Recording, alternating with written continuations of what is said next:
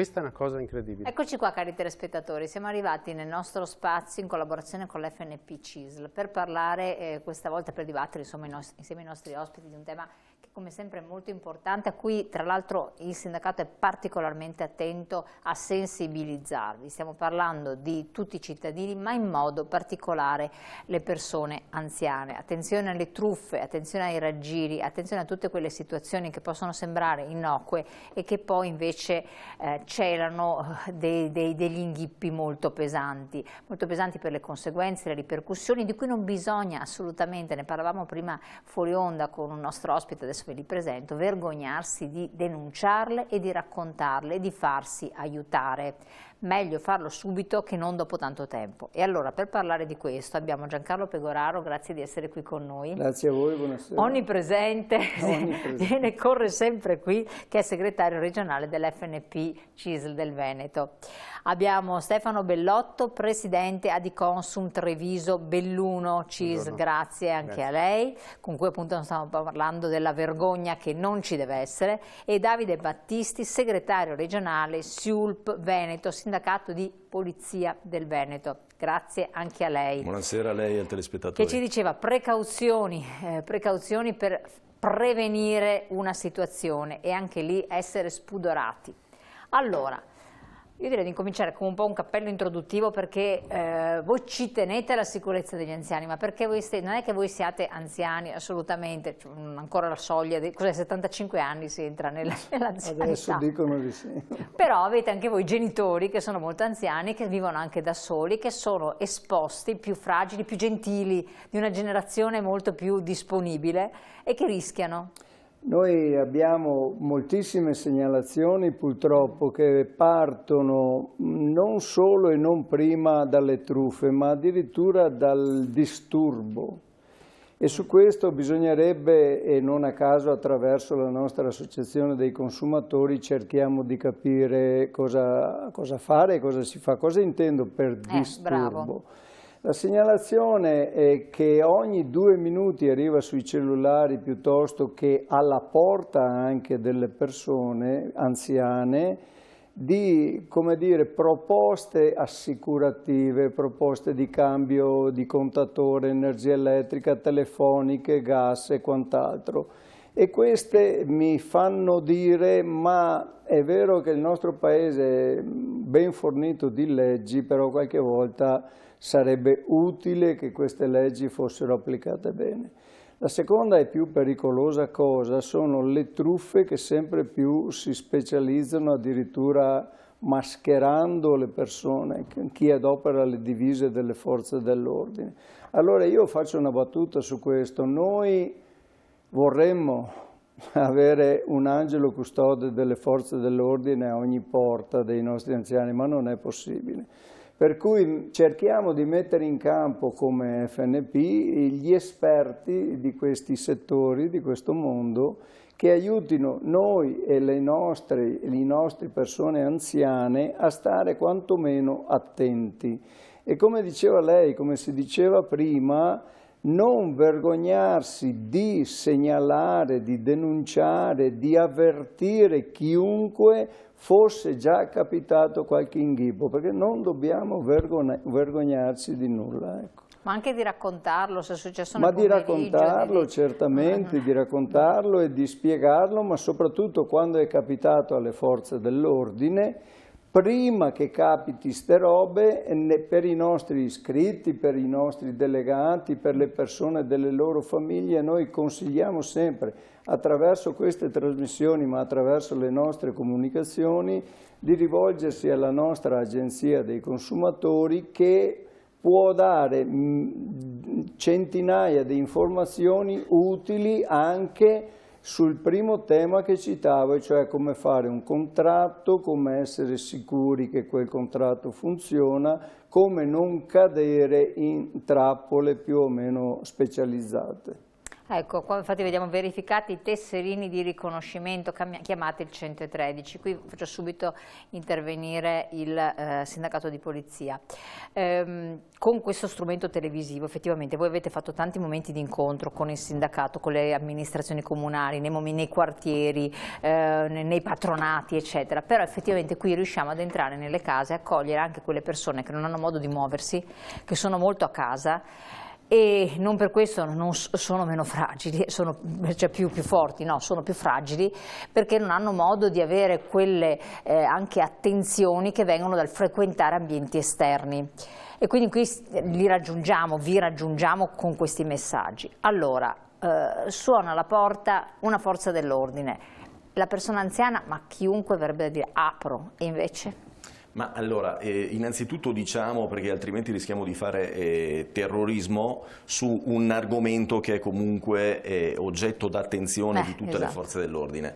E diciamo che fortunatamente il momento in cui si presenta la persona, l'individuo con una divisa delle forze dell'ordine dello Stato è d'attualità, accade, ma non così spesso. Ma in ogni caso io vorrei ricordare ai telespettatori, appunto alle frange più deboli che, di chi ci ascolta e ci guarda, che il nostro domicilio dal punto di vista proprio costituzionale è inviolabile, cioè nessuno può entrare in casa nostra se non la forza pubblica, ma per ragioni e in quel caso non ci sono problemi nel dover aprire la porta o riconoscere chi c'è al di là. Giusto, e quindi per non fate chiari. Entrare in casa nessuno, è vostro diritto. diritto. Non fare entrare in casa nessuno, credo sia una buona regola, soprattutto per persone che vivono da sole e hanno una certa età. La seconda cosa è che chiunque si presenta alla porta, che sia, guardate, anche i venditori, le persone a cui si faceva riferimento, che propongono i contratti per la telefonia piuttosto che per il gas o l'elettricità, devono obbligatoriamente indossare un tesserino, la norma lo prevede. Riceviamo segnalazioni correttamente di personale, di cittadini che ci informano che ci sono venditori senza il tesserino esposto, e quella è una violazione amministrativa che viene contestata alla società. Cioè non devono, chi ci segue, insomma le persone anziane, non devono avere il timore a contattare noi, le forze dell'ordine, sul territorio, a seconda se siano comuni i colleghi dell'Arma dei Carabinieri, piuttosto che in città la Polizia di Stato o comunque l'Arma dei Carabinieri, ma anche qualora, e torno alla sua introduzione, qualora si presentasse una persona in divisa, perché poi, voglio dire, anche il riconoscere una divisa, se è effettivamente una divisa della Polizia di Stato, dell'Arma dei Carabinieri, che da parte di certi soggetti non è pensabile che possano riconoscerla, ma nel dubbio, se si sono qualificati come appartenenti alle forze dell'ordine, si contattano i numeri d'emergenza, possibilmente senza aprire la porta e rimanendo nei pressi della porta di ingresso, facendoci sentire dalla persona che c'è dall'altra parte sul nostro pianerottolo e facendoci sentire che stiamo contattando la stazione dei Carabinieri piuttosto che la questura o il commissariato di pubblica sicurezza, in cui diciamo: buongiorno, sono Rossi Mario, ho fuori da casa mia una persona in divisa che mi dice appartenere al vostro commissariato, e si chiede il nome a questa persona. Se è un malintenzionato, quando chiedete il nome già sarà sparito. Infatti, perché non vogliono avere problemi. Se viceversa si commette l'errore, che voi capite, perché l'ho fatto, ho aperto, ho fatto entrare, ho firmato, cioè, mettiamo che non sia successo niente, perché ci sono casi anche più gravi, poi ci racconterà la polizia. Cosa fare? Si è firmato qualcosa, un contratto per l'energia, diceva appunto il segretario, insomma sappiamo in questo periodo. Allora, ciò che ci viene rappresentato in particolare dalle persone anziane è la difficoltà e la vergogna che si prova nel momento in cui ci si rende conto, perché mentre la cosa succede te ne stai rendendo conto, che ti stanno truffando. C'è un momento, perché io mi faccio raccontare le storie di quello che è successo, C'è un momento nel quale la persona dice mi stavo rendendo conto, e ad esempio si vede perché la firma è diversa da quella della carta d'identità, si vede che stavano avendo coscienza di questa cosa. Cosa succede in particolare, ad esempio la truffa del catalogo è una delle più comuni che noi abbiamo. Arriva una persona, solitamente una ragazza giovane, solitamente di corsa, oppure preceduta da una telefonata, che le dice guardi signora, stiamo lanciando delle tessere sconto se le interessa per alcuni prodotti, piuttosto che stiamo cercando di aiutare la gente durante il Covid a vendere alcuni prodotti perché non lo potevano fare, le lascio un catalogo. Questa prende il catalogo, lo guarda, mi fa una firma perché così mi pagano per la mia visita, perché il problema anche sociale di queste persone è che sono pagate pochissimo e potrebbero essere le loro nonne, le loro mamme, per fare una cosa che loro stessi si rendono conto che non funziona. La persona firma il catalogo per ricevuta e lo mette via, non lo fa vedere in genere al figlio, non lo fa vedere al marito. Dopo pochi giorni arriva sempre alla sua porta un'altra persona alla quale dice guardi, insomma, lei ha firmato un contratto, sono in genere tra i 3.000 e i 6.000 euro. Questa mi cade dalle nuvole, si vergogna e in quel momento in cui si rende conto di essere stata truffata, due sono le vie. O dice possiamo ridurre, possiamo contrattare, eccetera, e questo non è mai da farsi, perché se c'è la truffa poi specificheremo la volontà contrattuale, cosa significa. Oppure chiama il figlio e dice guardate, io non faccio nulla, mi rivolgo ad un'associazione consumatori o a qualcun altro. Quando arrivano da noi ci facciamo raccontare tutto quello che è successo, per quello la cronistoria è realistica, anche perché solitamente chi si presenta la seconda volta finge di parlare con un responsabile legale, eccetera, di dire la signora in realtà non voleva acquistare, riusciamo a farle uno sconto e da 3.000 euro provano a fargli passare a 1.500. Quando si manifesta quella volontà è una cosa che prevede un rapporto di tipo contrattuale. Non fatelo. Un po' come quando nei cinema davano un'enciclopedia in omaggio, okay? un volume di un'enciclopedia in omaggio e poi ti arrivava che dovevi comprare tutta l'enciclopedia. Noi entriamo in queste situazioni, nelle quali umanamente è terribile vedere la vergogna delle persone. A volte queste persone comprano qualcosa e lo nascondono in garage, perché si vergognano di fronte al marito di far vedere. Vengono da noi e tutte le volte nelle quali sono venute da noi, anche se sono passati 15 giorni, che sono solitamente per il recesso, si riesce a svincolarli da questo che non è un contratto, perché il contratto è l'incontro attorno ad un oggetto tra due volontà. Volontà di comprare, volontà di vendere, definizione dell'oggetto, definizione del prezzo. Nel momento in cui non c'è una volontà, e questo vale per la truffa del catalogo, così come vale per i contratti telefonici, così come vale per i contratti della luce, la truffa è la manifestazione di qualcosa di diverso da quello che è per carpire la volontà semplicemente scritta ma non reale della persona. E quindi si può sistemare la cosa, lo potete fare voi però. La cosa si può sistemare. La cosa curiosa è che quando, solitamente per annuncio la telefonata, perché molte volte queste aziende non hanno nemmeno un magazzino, certo. Okay? Quando preannuncio la telefonata per dire guardate il contratto non si fa, sappiate che vi stiamo scrivendo la lettera di contestazione, io di solito dico con chi sto parlando? E sono tutte donne che non hanno un cognome. Sono Anna, sono Francesca, ma ce l'ha un cognome signora? No. E allora ti rendi conto che dietro questo c'è un'umanità di persone, magari ragazzi anche giovani, che vengono assunti per queste cose e dopo 3 o 4 mesi, quando si rendono conto, se ne vanno. Però, ripeto, si possono superare tutte le situazioni. Solitamente nella lettera scrivo che la signora è pronta a denunciare ai carabinieri. Eccolo qua. L'alleanza è fondamentale. Il deterrente penale.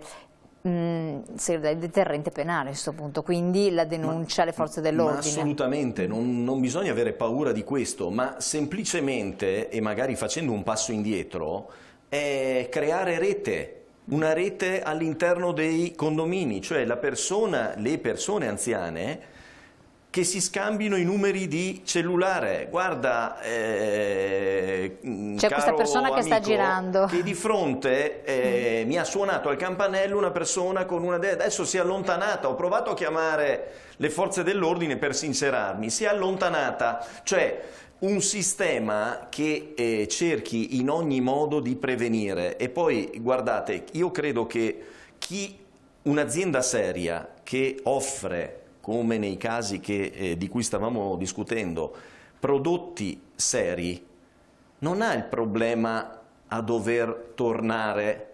Certo. E mi riferisco al fatto semplicemente di dire a questa persona insistente, petulante: guardi, ho mio figlio che vedo questa sera, ho mia sorella che vedo domani mattina, vi ricontatto, mi lasci sotto la porta il bigliettino da visita, vi ricontatto io perché potrei anche essere interessata all'offerta. Certo. Ma è lo strumento che ci permette alla persona in questione di potersi relazionare con qualcuno di più, passatemi il termine, attento alle insidie che purtroppo oggi si celano, perché il malaffare è sempre in effervescenza, in movimento. Ecco, colgo anche l'occasione, e qui abbiamo anche un altro supporto di un'altra slide, la vedevamo anche prima.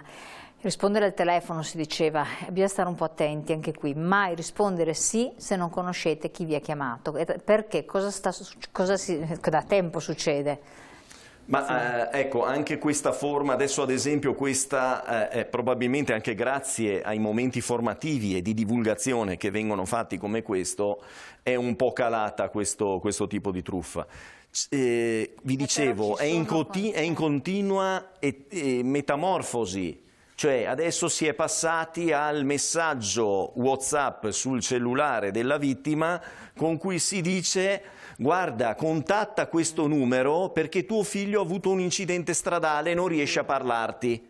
La persona anziana va in apprensione, e questo avviene anche nei momenti dal supermercato piuttosto che in altre circostanze, va in apprensione e segue quello che poi diventa di fatto il truffatore, l'aguzzino sostanzialmente al telefono, e segue le indicazioni. Allora guarda, lo stiamo aiutando, vai a prelevare con la tessera bancomat, adesso inserisci il codice, cioè viene sostanzialmente seguita la vittima da parte dell'aguzzino al telefono, per poi appunto ricevere delle somme con delle forme di pagamento che, intendiamoci, a seguito poi di indagini complesse di polizia giudiziaria riusciamo ad individuare, ma che comunque, e lo sanno bene questi signori, tendenzialmente può riuscire a garantire appunto di riuscire ad approvvigionarsi della somma in modo sostanzialmente indisturbato, ora che la persona poi faccia denuncia o allerti i figli o si accorga. Cioè nessuno deve prenderci i nostri risparmi, soprattutto per strada o quando usciamo dal supermercato. Non esistono associazioni ripeto, serie che fanno cose del genere. Questo già deve essere una sorta di decalogo che ogni persona anziana dovrebbe avere in casa: non fare entrare nessuno, non seguire le indicazioni di nessuno all'esterno del supermercato che non può conoscerci, ma che è riuscito a carpire delle informazioni con semplicemente sottraendo la corrispondenza nella buca delle lettere. E allora si presentano queste persone conoscendo il tuo nome e cognome, che ti fa pensare che sia: ma ti ricordi di me? C'è questa truffa ad esempio che gira ultimamente: ti ricordi di me, caro Pinco Pallino? Ci conoscevamo 20 anni fa, io conoscevo pure la tua sorella. E in tanti casi capita che poi le vittime, denunciando, spiegano i dettagli e dicono: io mi sono accorto in quel momento che era una truffa perché io non ho nessuna sorella. Però molte volte va a buon fine il tentativo, quindi evitiamo. Ma questo, guardate, non è un richiamo alla diffidenza, perché abbiamo molto bisogno di socializzare tra di noi, soprattutto le persone di una certa età, ma facciamolo in modo serio, in modo seguito dalle persone che ci vogliono bene. Chiaro. Chiedo appunto a lei, in questi casi qui, che cosa fare? Perché si può aver chiuso un contratto telefonico, si può essere incappati in qualcosa di pesante, ci si rende conto che si è stati raggirati.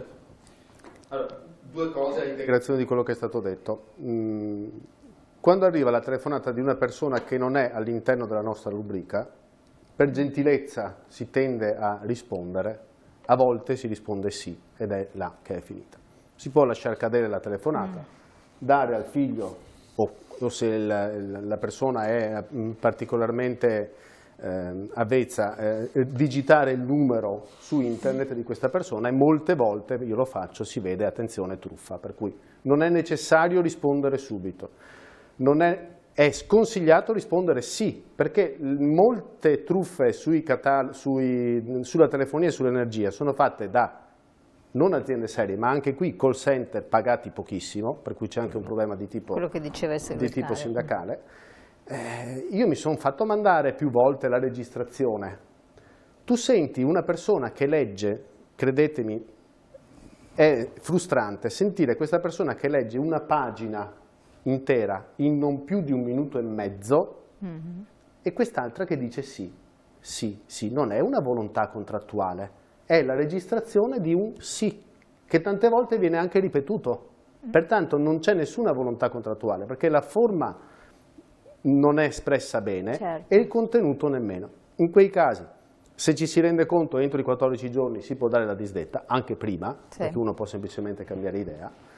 E se eventualmente ci si rende conto dopo, si fa una contestazione, in particolare per quanto riguarda le bollette energetiche, essendo un contratto non richiesto, così definito, ai sensi del codice del consumo, l'azienda non prende i soldi, bisogna fare il reclamo, bisogna fare la conciliazione, vanno via 3 o 4 mesi, però ripeto, diciamo che voi siete specializzati, lo fate anche di default, sì, e riuscite a farlo agevolmente. La persona da la persona può fare semplicemente quello che ha detto poco fa De Battisti. Ci penso.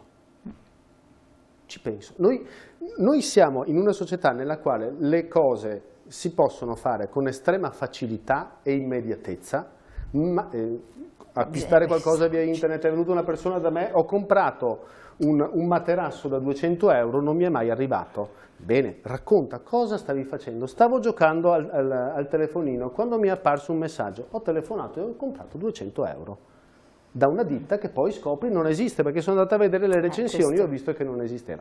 Allora, si presti attenzione, perché facilità e immediatezza nel perfezionare un acquisto non vuol dire sicurezza. Ed è la stessa facilità e immediatezza che viene usata da chi entra nel tuo smartphone ed entra nella tua banca, perché le app che permettono l'accesso alla banca sono o sul cellulare, o sul tablet, o sul computer. Se una di queste porte è aperta, loro ci entrano e fanno disposizioni di bonifico, accrediti su carte prepagate intestate ad altre persone, che poi non sono mai quelle finalmente beneficiarie, perché quella stessa carta viene data ad un'altra persona, la quale rispetto ai 1.200 euro se ne preleva 50. Per cui c'è tutta questa cosa. Allora, ripeto, la facilità e l'immediatezza non sono sinonimo di sicurezza. Ci penso e valuto, aspetti, questa non è la mia volontà. Viviamo in una società che corre troppo di fretta per capire a volte il senso di quello che stiamo facendo. Rivolgersi alle forze dell'ordine perché, intendo dire, quando mettiamo in piedi una contestazione, avere l'alleanza delle forze dell'ordine ci permette di dare maggior supporto. Di avere maggior forza. Finisco solo sul tema delle alleanze, perché è importante. A livello CISL noi abbiamo capito che il pensionato lasciato solo è finito. Il pensionato in forma associata è forte. Molti pensionati ci danno una mano come associazione, sia perché hanno una rete amicale, sia perché questo permette a loro di tenersi in forma, per cui è un'esperienza molto positiva questa. Ecco, a questo proposito, infatti, fare sistema, cioè sentirsi uniti, lo diceva anche prima il sindacato di polizia. È essenziale, ma diventa proprio l'alleanza tra chi si deve difendere e proteggere. Noi questa cosa la stiamo facendo da tempo, come si diceva prima dal mio collega di Consum, noi abbiamo cercato di costruire, formandoli, una rete di pensionati e attrezzati per dare una mano, per rispondere alle prime istanze che abbiamo sentito anche poc'anzi dell'Associazione Consumatori, perché prevenire, come sappiamo, è meglio che curare. Ma attenzione, abbiamo inteso che questa alleanza, questa rete, sia con le forze dell'ordine, perché a volte non si riesce a prevenire, e per noi, per i nostri anziani, le forze dell'ordine sono gli angeli custodi che dicevo all'inizio. Da lì, quando noi ci siamo caduti dentro nella rete, abbiamo solo loro e poi le istanze, come dire, della legge, ma noi fisicamente noi abbiamo bisogno di quella protezione quando è successa la roba. E attenzione che noi abbiamo guardato un po' di dati, vorrei che non fosse dato per scontato perché hanno sorpreso anche me.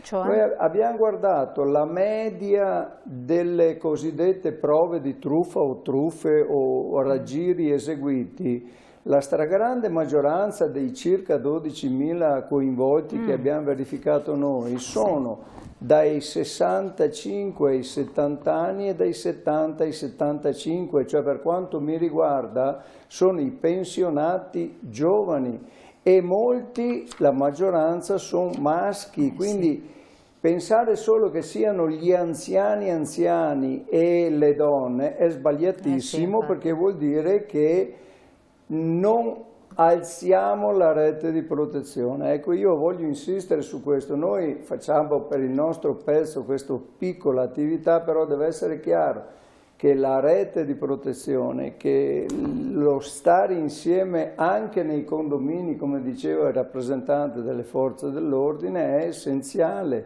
perché vuol dire lì che vedi il tizio che passa per la strada, non sai chi è, ha suonato dal mio vicino, avviso l'altro vicino. È fondamentale perché stiamo vedendo di tutto e di più. E proprio davvero, insisto, non voglio ripetermi, noi cerchiamo di prevenire e poi di risolvere dal punto di vista contrattuale e legale. Certo. Ma quando parliamo di truffa, di invasione di case, di queste cose, noi abbiamo solo le forze dell'ordine e vorrei che fosse chiaro che per noi le forze dell'ordine non sono quelli che ci danno la multa se superiamo il limite, è la nostra protezione per la gente come noi. Quindi lo voglio dire con forza questa cosa. No, assolutamente. No, ma poi c'è il discorso, mi perdoni se mi inserisco, ma il richiamo che facevate all'inizio, cioè abbattere questo pseudo muro della vergogna. Non c'è vergogna nel parlare. Guardate, io vi posso dire che esistono truffe di ogni livello. Cioè ci sono truffe di vari livelli, c'è quello di livello più basso che riesce appunto a sfruttare la genuinità della persona anziana, fino ad arrivare a truffe che noi definiamo di altissimo livello. E sapete cosa cambia? Il livello di abilità che deve mettere il truffatore per riuscire ad accaparrarsi, diciamo, il provento di quella truffa. Ma capitano truffe a tutti i livelli. E allora, se ognuno pensasse, guardate, non facciamo del bene a noi stessi, ma soprattutto agli altri, proprio nel discorso che si richiamava prima, di socializzare, non abbiate timore. È successo, succede a molte persone purtroppo di essere truffate, grazie al cielo succede molto più spesso per importi che poi diciamo non riescono ad influenzare il futuro di una famiglia, di una persona, però succede, continua a succedere, ma non abbiate paura di contattare le forze dell'ordine, di accertarvi, come vi dicevo prima, e con le modalità che vi spiegavo prima, ma soprattutto di parlarne con i familiari, con gli amici e con quella rete che io considero fondamentale sopra una certa età. Assolutamente, siamo un po' verso la chiusura. C'è l'altro problema delle mail. Arrivano delle mail o la telefonata con uno squillo da paesi tipo Sri Lanka, paesi esteri, eccetera, non rispondere, oppure arrivano delle mail, questo è un altro problema, o di cliccare appunto su link insoliti che arrivano anche via WhatsApp. Non bisogna farlo? No, allora bisogna uscire dalla necessità compulsiva che abbiamo quando arriva un messaggio che arrivi via email, via telefono, di sentirci di dover rispondere. Noi dobbiamo essere riflessivi e non reattivi. Tant'è vero che quando arrivano alcune email è sufficiente guardare la radice dell'indirizzo che spedisce, perché un conto è se l'indirizzo è quello di una banca e tu lo vedi, ma se tu quando cominci a dare rispondi vedi che l'indirizzo è un indirizzo completamente sconosciuto, ti fermi. La stessa maniera via WhatsApp o altro non si fa. C'è un problema di privacy che viene anche ben ripreso e ben affrontato all'interno dei nostri pensionati di Belluno e Treviso. Chi ha procurato il mio numero di telefono al truffatore che mi manda il messaggio? Perché uno non pensa che invece... Ok, c'è un problema di privacy. Io ho i miei numeri nella mia agenda, nella mia rubrica telefonica e quelli riconosco. Gli altri non ho nessun obbligo di rispondere subito. Quando arrivano normalmente se è una persona che ti cerca ti manda anche un messaggio, certo, un WhatsApp, ti dice ti sto cercando. E tu riesci a riconoscere dalle modalità in cui è scritto il testo se è una persona che ti conosce o no. Lo so che è difficile